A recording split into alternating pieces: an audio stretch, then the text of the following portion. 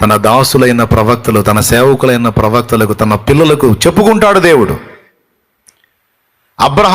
అబ్రహామును గురించి ఏమన్నాడు చూడండి, ఆదికాండం 18వ అధ్యాయంలో, నేను చేయబోవున్నది అబ్రహామునకు దాచదనా, నేను దాచను, అబ్రహాముకు చెప్పాల్సిందే అని చెప్పాడు. దేవుని మనసు అది. ఇంటికి పోయి చదువుకోండి, ఆదికాండం 18 ఉంటుందిలే ఆ మాట. ఏడికి పోదు, బైబిల్లోనే ఉంటుంది.